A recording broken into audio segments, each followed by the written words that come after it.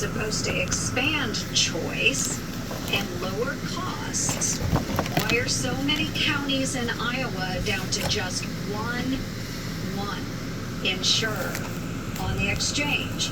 And why are premiums still unaffordable even with taxpayer-funded subsidies? Well, Senator, thank you for that question. And some states like Iowa have taken steps to address problems with Obamacare by opening up like Farm Bureau plans and enabling more people to purchase that coverage that's not subject to Obamacare rules. But the answer to your question is that Obamacare failed. It reduced choices and options for individuals. Exactly. One insurer. One on most of our exchanges. Mr. White, do you think that having coverage for many farmers in Iowa means that they have access to care?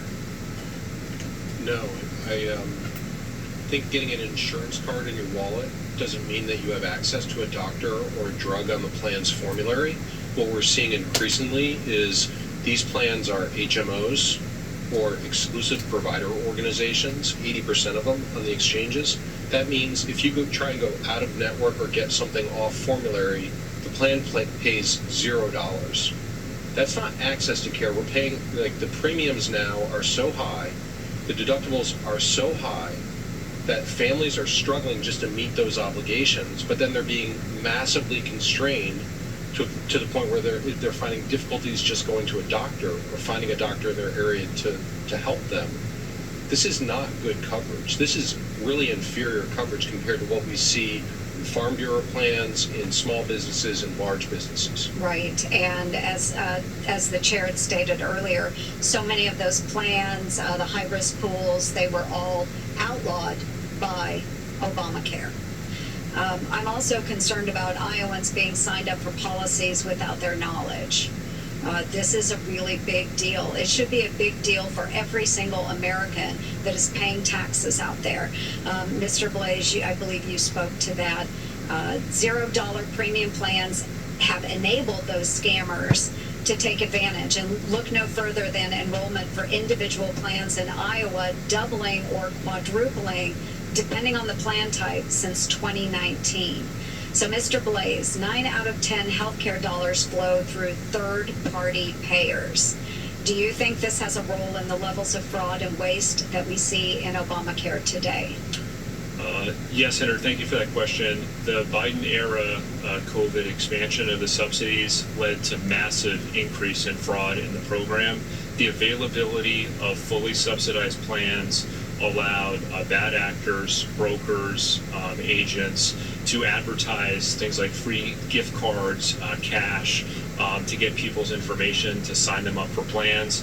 Bloomberg did a report on this. They quoted a customer service agent who said half the people that they were signing up had no idea that they were enrolling in coverage. And the big winners are the health insurance companies. So they're getting monthly checks on behalf of all these enrollees that have no idea that they're signed up for coverage. Right, thank you. And I do think this is a real issue, and I do hope we can reopen the federal government. I hope Democrats come along with us and vote yes to open the federal government so that we can have further discussions.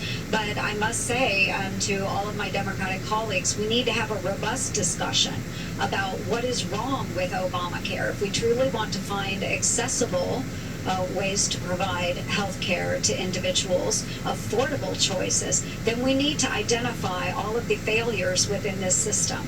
So then maybe more people can pursue their dreams.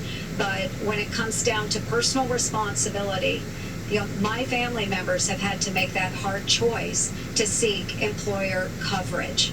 It is a personal choice to take care of their own families. And I think personal choices then shouldn't be the obligation of the federal government to find ways to fund access to health care. We all need to figure this out. But again, I really appreciate the opportunity to have this hearing today, and I hope that, again, we can open the federal government and have real discussions about these very real problems for Americans as they're trying to access health care. Senator Hess. Well, thank you, Mr. Chair and Ranking Member Blumenthal. Good afternoon to our witnesses. Thank you so much for being here. I just want to follow up a little bit on what Senator Ernst was just saying, because, of course, Democrats and Republicans want to lower the cost of health care. There is bill after bill filed on a bipartisan basis in this chamber that would do that, including approaches to some changes in the Affordable Care Act.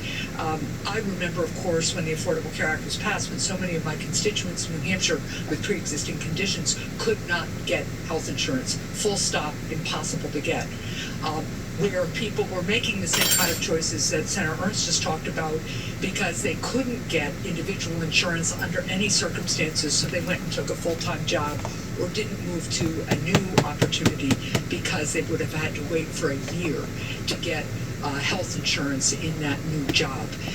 I remember as governor the difference the Affordable Care Act made and has made with Medicaid expansion when people who were chronically ill and couldn't work and therefore couldn't have insurance got insurance through Medicaid expansion, got their diabetes under control, went back to work and went on to private insurance. That is exactly what the Affordable Care Act has done for tens of thousands of people in my state.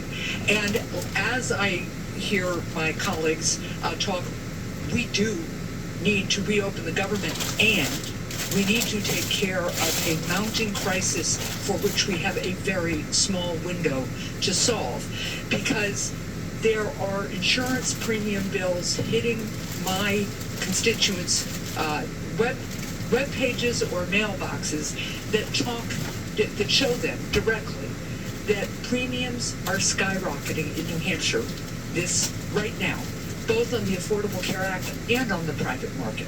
Open enrollment on healthcare.gov began on November 1st, and I've heard directly from Granite Staters who, when they logged on, saw that their premiums have doubled or tripled for next year.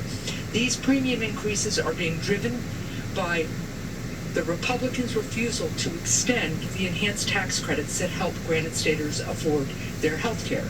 This week I met Nicole, a mom of 4 in Exeter, who is a full-time caregiver for her children, all 4 of whom have disabilities. Her husband runs his own business.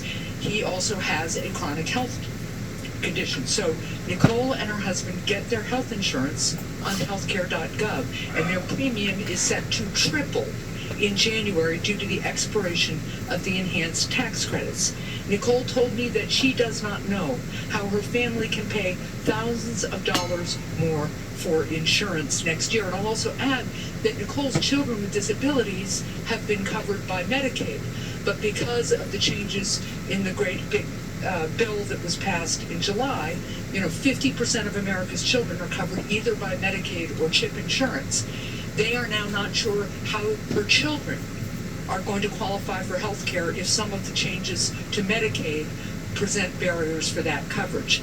My office has also heard from Juliana and Sharon, who runs a small business with her husband and counts on healthcare.gov to get health coverage for herself, her husband, and her 2 children. Juliana is facing a premium increase of $600 per month next year, an increase so large that her family may not be able to afford any insurance at all. These are just 2 stories from the constituents who have reached out and urged me to protect their health care. So as we talk about reopening the government, the Democrats are very clear we need to take care of these enhanced tax credits. They expire at the end of the year. People are in open enrollment right now. If you want coverage starting January 1st, in New Hampshire at least, you got to choose your plan by December 15th. And know whether you can afford it or not. And we know if a whole lot of people drop their health insurance, not only is it devastating for them, but it also drives up the cost of private insurance of those employer plans, because the fewer people who have coverage, the fewer people end up bearing the brunt of the overall healthcare cost, which in this country is too high, and that is something we should work in a bipartisan way, and there are lots of bipartisan proposals to do that. But that does not change the fact that at this moment, in this country's time, millions of people are facing huge increases in their health insurance bill that is going to further undermine an already fragmented and difficult to navigate and expensive healthcare system and just drive prices up.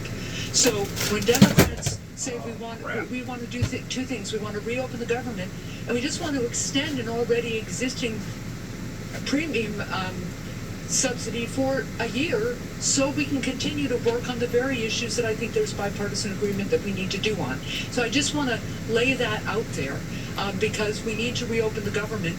But the two things, reopening the government and making sure people can afford their health care this coming year at a time when everything else in their life that they absolutely need to pay for, from rent, mortgage, health care, energy, child care, is too expensive. This is a time to address that affordability issue, and we can do it in a way that is a win for the American people while we reopen the government. I did have a question, and I'm sorry I wasn't here when you introduced yourself. Is it Verstegen? It's Shauna Verstegen, yes. Verstegen, okay. So, Ms. Verstegen, in your testimony, you mentioned your family's experience with Huntington's disease. Some of your fellow witnesses have testified that people simply don't need health insurance coverage. Can you talk about the uncertainty that your family faced before you had insurance options provided by the Affordable Care Act? Yeah, absolutely. It was a very scary thing for myself and everybody in the Huntington's disease community. One of the decisions we all took in before we decided to test to find out if we had the gene that carried Huntington's was, would we be able to get insurance? And a lot of people decided not to test for the disease because of that fear. Luckily, again, because I had the confidence in having the Affordable Care Act, I was able to test, and I did test negative. I did want to point out, and she's not here anymore, but I do wonder, those farm families, I feel like I have a very similar story, and I'm just wondering how it's going to help them to not let them have the expanded premium tax credit for next year as well. We all do need that for our affordable care. Thank you so much. Thanks, Mr. Chair. So, point of clarity, I don't believe any of the other three witnesses ever implied, much less said, that people don't need insurance. That never happened. The other point of clarification, because I think it's lost, is the subsidies don't go away. Obamacare subsidies remain in place. The way Obamacare was originally designed, up to 400% of poverty level. At most, people pay 8.5% of their income on their net cost, correct? Is that correct? So let's understand that. What's going away are the temporary COVID subsidies that Democrats scheduled to expire. It was a little help during COVID, and it's going to go right back to Obamacare. If you're complaining about that, again, you're complaining about the faulty design of Obamacare that has driven health care to unaffordable levels. And Mr. Chair, just I will add that regardless of how we got here, this is where we are. The 60-year-old couple in New Hampshire earning $85,000 a year is going to see an increase in their premiums without the enhanced premium tax credit of $15,000 more a year. I don't know how they make that, and they will end up either bankrupt because of their health condition or just foregoing care, which drives up costs for all of us. I'm sorry to not be able to stay longer. I have to go back to a meeting, but I appreciate this hearing very much. The first step in solving any problem is admitting you have one. That means acknowledging the damage done by Obamacare. I'm happy to work with you to repair that damage. But if you're not willing to acknowledge it, and all you want to do is throw hundreds of billions of dollars to mask the failure of Obamacare, that's what we're not signing up for. Senator Blumenthal. Thank you.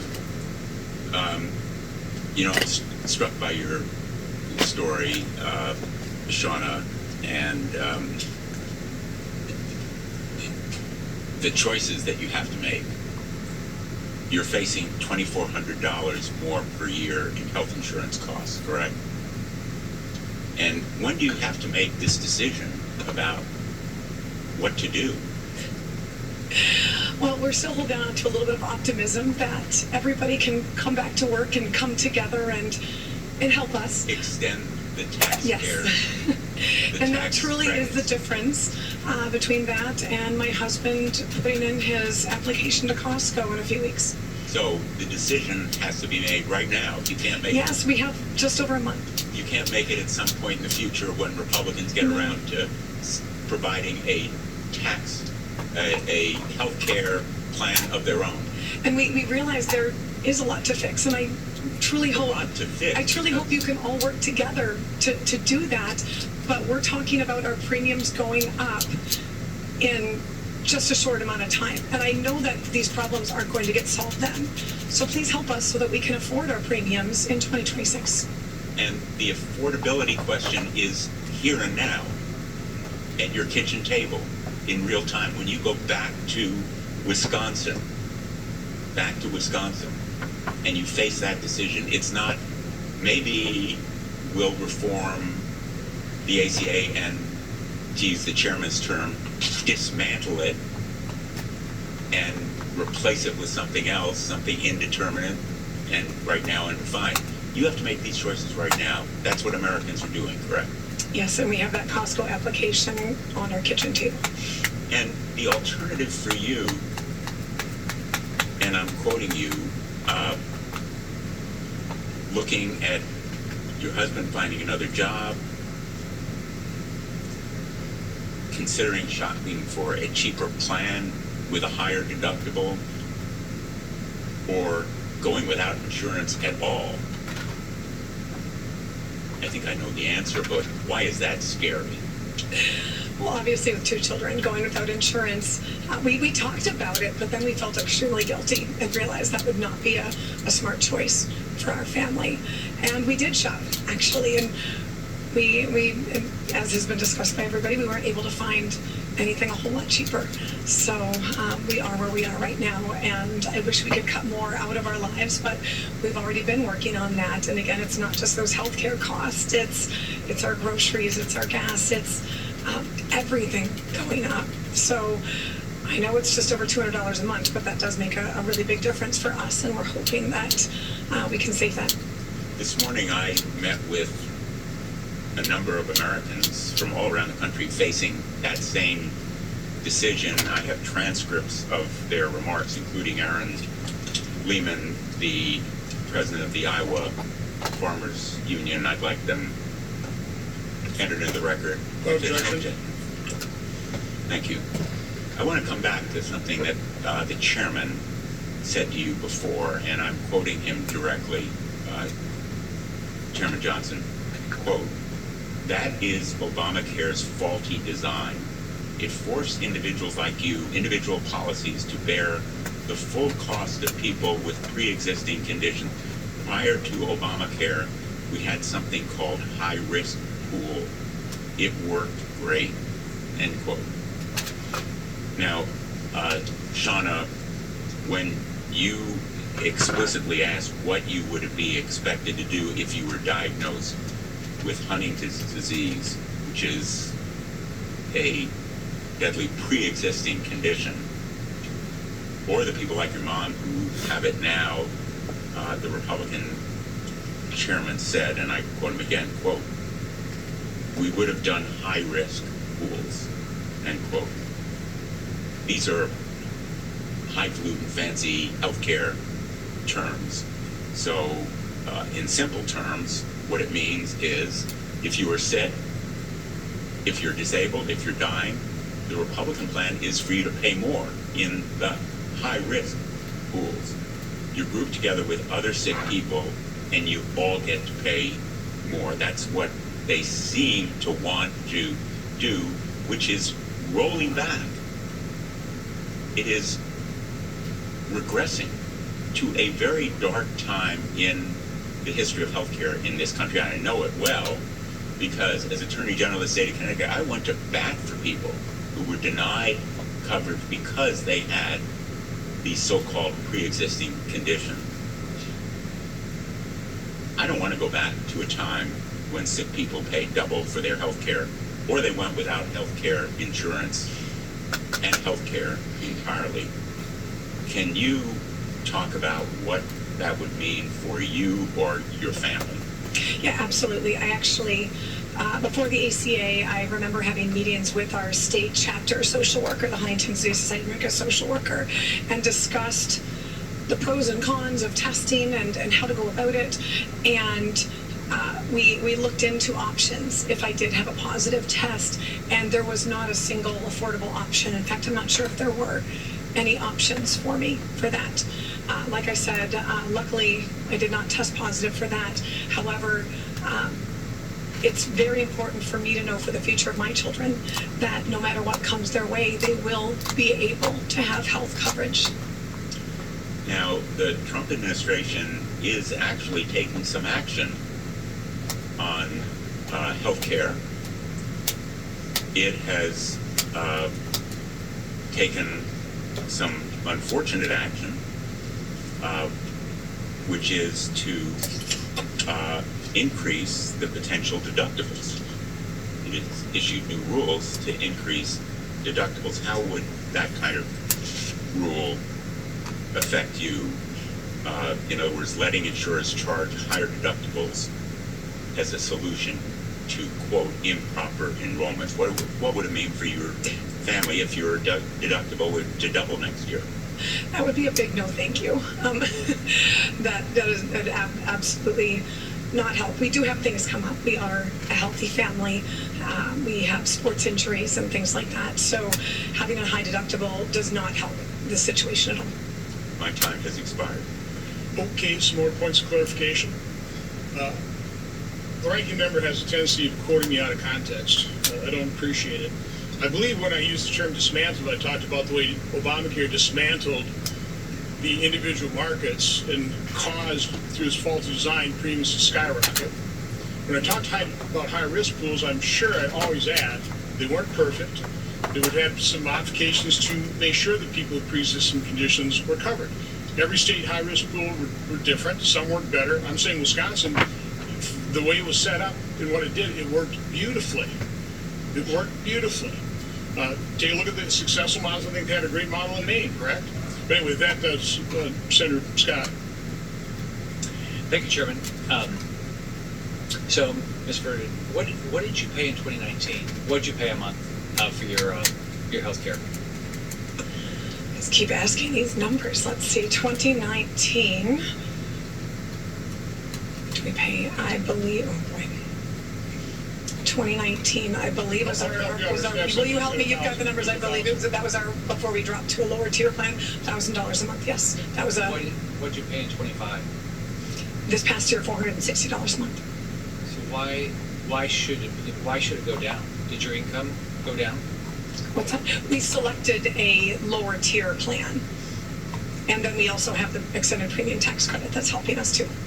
Okay, and so if the Biden COVID era, what would it go to? If those were extended, what would it go to? So what would it? Well, I don't know exactly what that would add on, but currently this year we have about $800 in assistance from the extended premium tax credit. So I assume it would help us at least another $200-300 next year. You don't make less than 400% of poverty, right? Your family doesn't. No. Okay. All right. Dr. Blaze. So, Senator Heston said that in New Hampshire, I guess, that a family of two, if they, if we don't extend this, a family of two, it just skyrocketed, the premiums. So what actually would happen if it was a family of two in New Hampshire? Do you have any idea? Aren't they within 400% of the of poverty, and wouldn't, so there's almost no change? So the underlying Obamacare subsidies, which the chairman said are permanent and aren't going away next year, they are very large. They limit the amount of premium that people have to pay for a plan. So as premiums have skyrocketed over time, the enrollee share has basically remained the same. The vast majority of enrollees are lower income, and they will continue to receive large subsidies next year. So the vast majority of the premium for the vast majority of enrollees will be paid by the federal taxpayer. The most enrollees will pay less than $80 a month for coverage that costs up to $1,000 a month for single coverage because of the design of the credits. The subsidies in Obamacare only went up to 4 times the poverty line. The idea was that coverage, when they were trying to limit the cost, but those people didn't need subsidies at that level. The problem with Obamacare is it has so increased the price of coverage over time, particularly for older couples, that it has led to very high premiums for them. So they do face higher premiums above 400% of poverty line if the subsidies expire. But it's a very small percentage of the overall Obamacare enrollees that have that If income. you're in New Hampshire, I mean, you're making 85,000, you're probably within 400% of poverty, aren't you? For a couple of two, you're probably just above four times the poverty line. Okay, so your number's not going to change. If you're under 400, you will still get a large subsidy. But it's the people just above 400 that are going to face the largest. Did the Democrats design it that way? That was one of the main features of the 2010 law, yes. All right, why would they do that? I mean, this is their design. They were supposed to, and I assume they were generous and covered to the people they thought they had to cover. In 2010, in 2009, President Obama said he would not sign legislation that increased the deficit by a dime. Now, once the law was signed, Supposed to save like $100 billion? there were several financing gimmicks. There was a student loan takeover, which has clearly cost money. But what Congress has done is repeal the health insurance tax, the Cadillac tax, the medical device tax, the independent payment advisory board. Most of the cost savers in law have been repealed, which leaves just a giant spending So what's the deal? provision. They reduced the cost of Obamacare, didn't they? They wouldn't have reduced the revenue without reducing the cost, would they? So Obamacare is now significantly contributing to federal deficits, and these COVID-era credits, the Medicaid expansion, because of the bad incentives with states when they're spending and getting $9 in federal money for every dollar of state funding. Like Obamacare is significantly contributing to federal deficits and debt. So, Mr. Biden, can you walk us through the fiscal impact of erroneous or fraudulent Medicaid enrollment that stems from Obamacare's relaxed verification standards? I'll just give you some numbers when I was governor. So when I walked in as governor, January 2011, we had a horrible economy. So over 8 years I worked on, we added 1.7 million jobs. We took the number of people on unemployment from over 900,000 to 61,000 by getting people a job. We reduced the number of people on welfare from over 250,000 to 71,000 by helping people get a job. And I don't know if you know the numbers, but as part of this no verification, this crappy verification, what's happened? I know I think in Florida it doubled, Medicaid population doubled in that time frame, which you talk about the fraud in Medicaid. Sure, there's two different ways that fraud happens in Medicaid on the enrollee side. You have somebody who's enrolled who's not eligible, and there's a bunch of mechanisms where somebody who's not eligible can be enrolled in Medicaid for a period of time before they're then disenrolled. But you also had, during the Obama administration, you took away states' ability to verify income and eligibility more regularly. Why? Why would they do that? I mean, that doesn't seem to make much sense. That actually would allow fraud. It would, because That you was have, intentional. it was, they changed the It rules. was intentional. They wanted more fraud. Well, there's a lot of incentive for it because a lot of individuals make more money Why when they would- remain on the If program it wasn't longer. to increase the fraud, why would they have done it?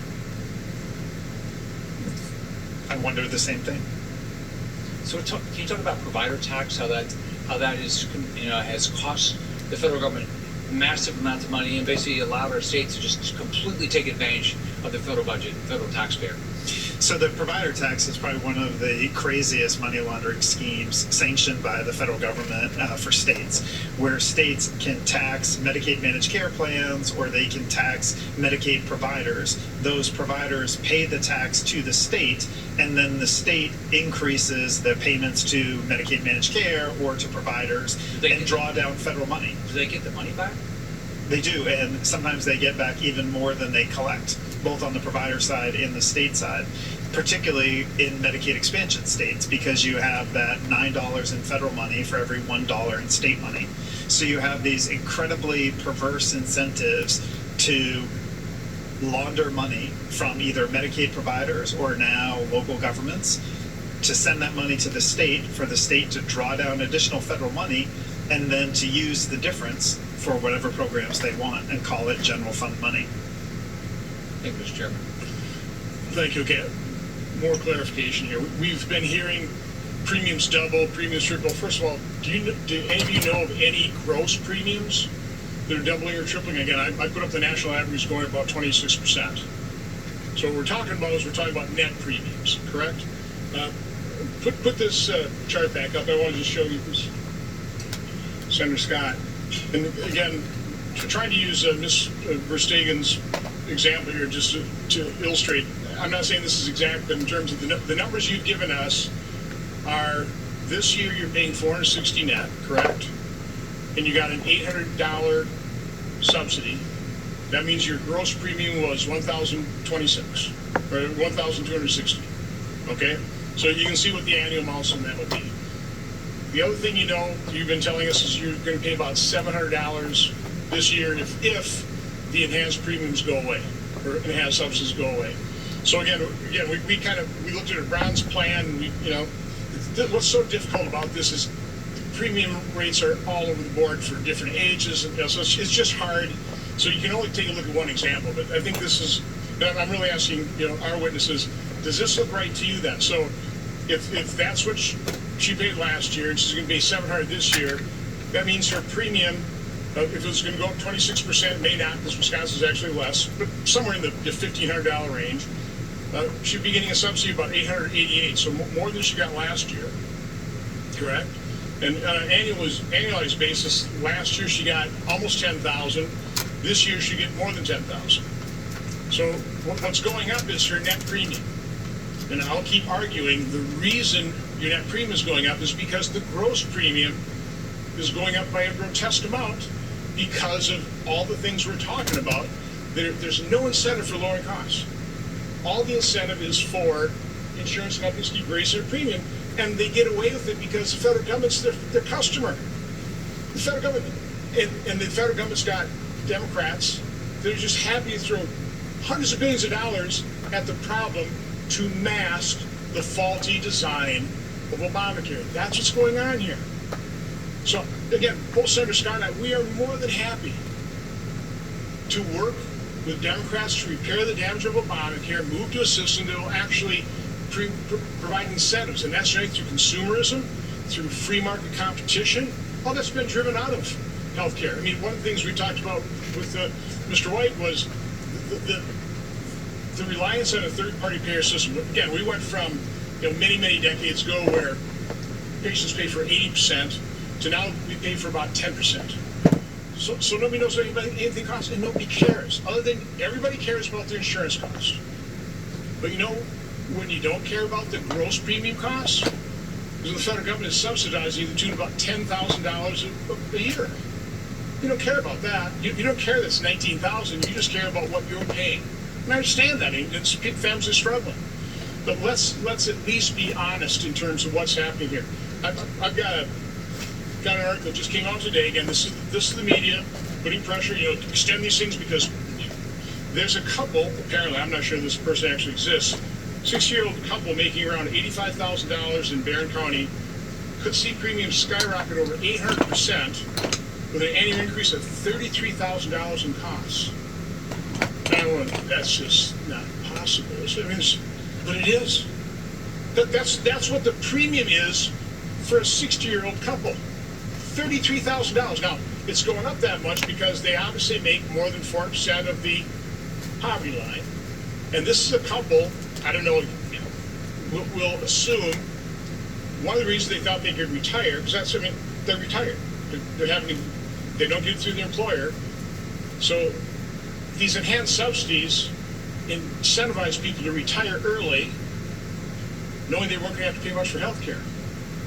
They weren't looking at the way the Democrats designed those enhanced premiums to expire, and that they weren't going to be able to afford the unaffordable Obamacare. But just speak to that incentive, because we've heard this time and time again, and I think it was Dr. Blaze or Taryn talked about it's a kind of small group of people that aren't eligible yet for Medicare, who retired early, relying on those enhanced subsidies, and when they go away, because they make more than 400% of population. Again, Obamacare was designed not to provide any subsidy to anybody making more than 400% of the poverty level, which is, I don't have that number, but what is that for a family? It's like $123 a year, isn't it?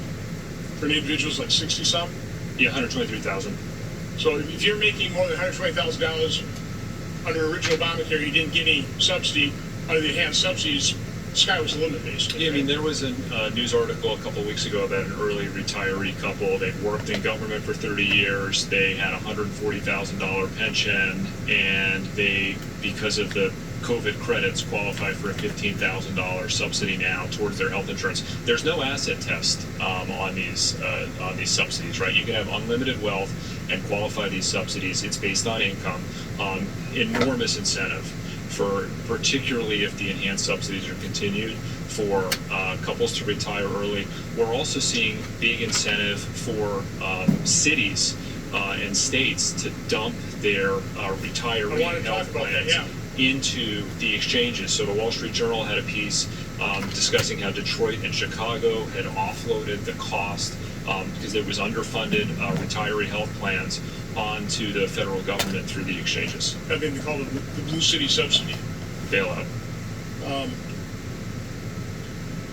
Well, and I'd say so the market in 2013, the individual market was unsubsidized.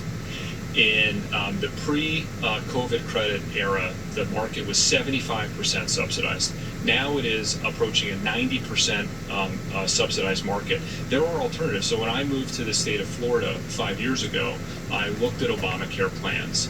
Obamacare plans, when I called the doctors asking about the plans, they just equated them with Medicaid because they have such bad networks. I then looked at short-term limited duration insurance, which is a policy, a plan that the Trump administration had opened up for 3 years, much more flexible, covers a far broader set of providers. I was able to get my family on a short-term limited duration plan with basically a comparable deductible, much broader provider network for 1/3 the cost of what the Obamacare plan would be. So the point is, we need more competition, we need more options. Unfortunately, the Biden administration has restricted that ability to access it, so people don't have options other than this one market where the government is dumping all the subsidies into it. Again, I bought healthcare for my business for 30 years. And every year you'd have to negotiate, you'd have a number of carriers coming in. I mentioned that one year somebody came in and offered us zero deductible plans. Great. I mean, at the same price we were paying, I think back then we probably had $150 deductible, out-of-pocket maximum for family $1,000. Again, I don't remember the exact, but I mean, that's the levels we were at. When I left, I really do not believe I ever had, for one of our health plans, more than an out-of-pocket maximum of $5,000 for a family. I could be wrong, but that's about where it was. Then here, just for stating here, the $14,000 deductible. Again, those were the catastrophic plans that didn't cost like anything because it's not insurance. So again, I am more than happy to work with anybody who's willing to acknowledge this reality. Again, you cannot solve a problem unless you first admit you have the problem, and you have to properly diagnose it. You got to do root cause analysis. This is what's driving insurance premiums up. You don't mask it. Again, when you've got a crumbling structure, you got rusty beams. You don't paint over it and then move in. You replace the beams. I mean, there's something structurally wrong here. And there's something really structurally wrong with Obamacare. So it's not like we don't have hearts here. I feel a great deal of sympathy for all of the victims of Obamacare, and there are a lot of them. Okay? I'm happy to provide some kind of bridge for people that, again, had no options. You have no options because of Obamacare. So it's going to take us a while to transition to a system that works. I'm happy to do that, but I'm not going to do it with folks on the other side that, again, take your comments out of context, just absolutely refuse to admit that the structure of their Obamacare is flawed, faulty, causing all this. Now, if they're willing to look at reality, do it like a business person, and go, okay, yeah, we kind of blew that. Let's clean up this mess. Happy to do it. Happy to do it once they vote for a clean CR and open up the government, and not hold government employees and the American population hostage. Taking their own family member hostage. This is the most bizarre thing in the world. They're part of big government, and they've got the gun to the big government's head. And this is the most bizarre Kafkaesque type of situation we're in right now. But again, I'm happy to reopen the government, and then sit down in good faith, because I feel sorry for Verstagans. I feel sorry for if this couple, I mean, I feel sorry for these people. I would like to help them. But throwing $500 billion at the problem won't help them. It will not fix the structure. We'll have to be throwing more money next year and then more money. It doesn't fix the problem. Admit you got the problem. Admit you blew it. And work in good faith to fix it. Senator Blumenthal. Thanks, Mr. Chairman. Those millions of people who've been harmed by Obamacare, I don't see any of them here. I don't know of any who has been harmed by Obamacare. The title of this hearing is the damage that's been caused by Obamacare. We don't have any damage to any individual who has Obamacare or the ACA, except the people who are going to be paying higher premiums right now. And to bring it back to the real world, Shauna, you're going to be paying more for health insurance next year, correct? Absolutely. $2,400 more because the tax credits, the health care subsidies are going to be blocked by Republicans, correct? Correct. And it was said that I am limited in my options now, or don't have any options with the Affordable Care Act. I didn't have options before the Affordable Care Act, and now our family does have a lot of options. And people keep saying there's nothing they can do, but there is. If we have those extended premium tax credits, that will help. I'm not saying that's the only thing that can be done, and I'm sure you can all work this out.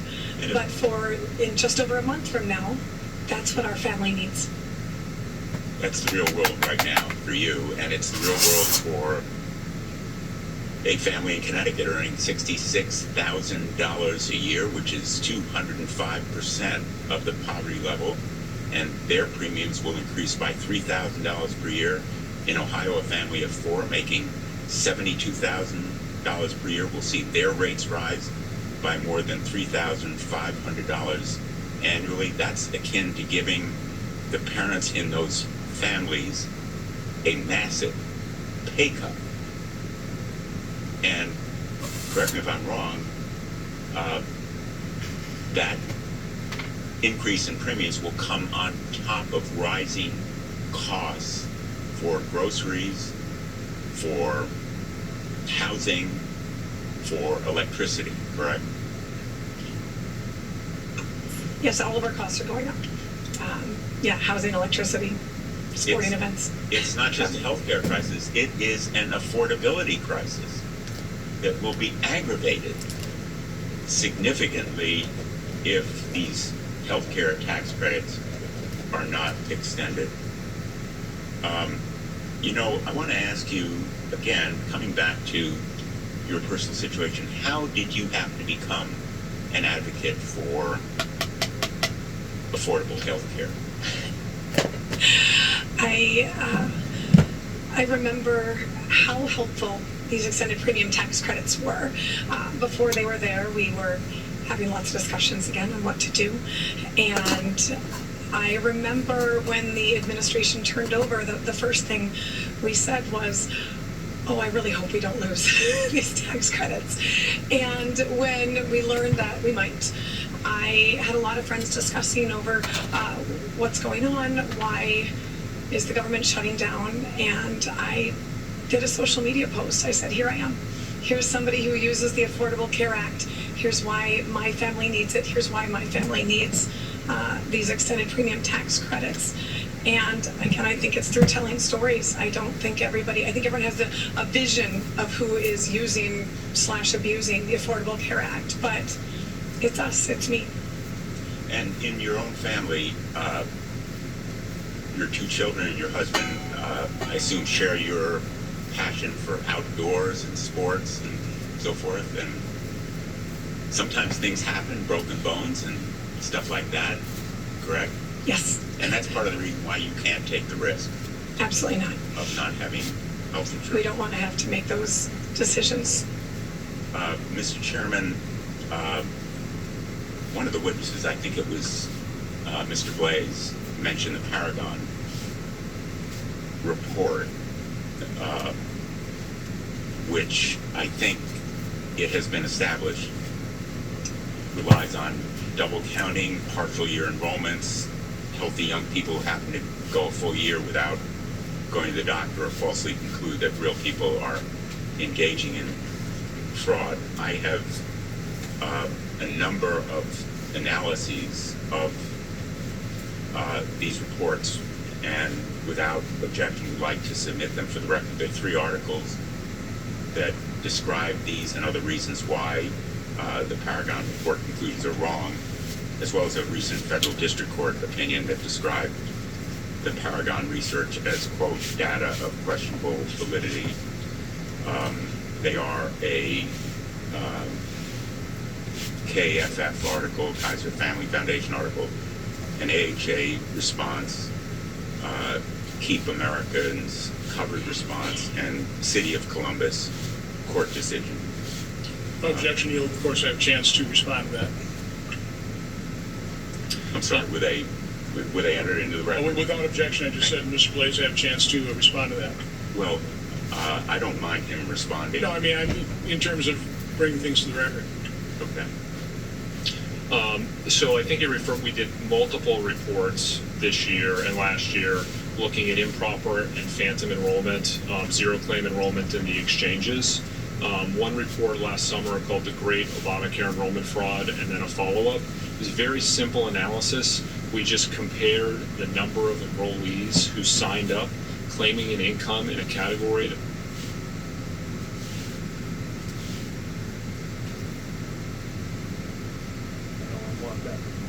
but he just kicked off.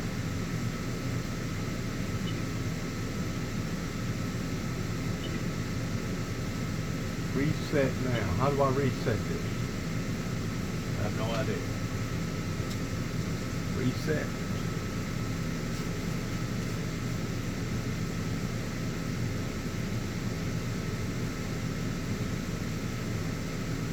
Restart.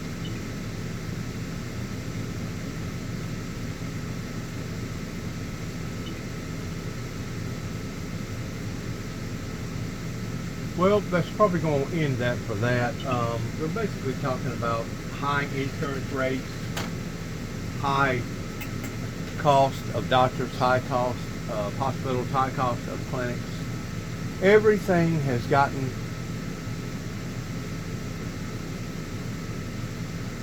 totally out of the norms to the degree that now we're seeing the consequences on every level that you can imagine. I hate to keep reminding my viewers, but the bottom line is this: if things would have been handled differently in the late 80s, early 90s, pertaining to the Reagans and the Bushes, the Cheneys and all the above, we would not be where we are right now. We would not be upside down in seeing all these different irregularities that's happening from A to Z. The only thing that I can do at this point in time is pray that there will be a spiritual movement here in America to the degree that we see a revolution that will realter our reality to the degree that it will formulate a major reform all over the world. But of course, once more, if you don't have backers, if you don't have supporters, if you don't have a congregation, a Joel Osteen congregation in behind you, basically you're just whistling Dixie.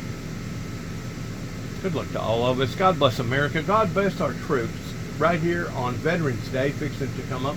Matter of fact, I'm fixing to go out right now and put up some special red, white, and blue veterans decor out into the yard, because they deserve all our honor pertaining to them placing and laying their lives down for us. How do you pay back a person whom has been willing to lay down their life for you? My advice would be in exchange toward doing the same for them.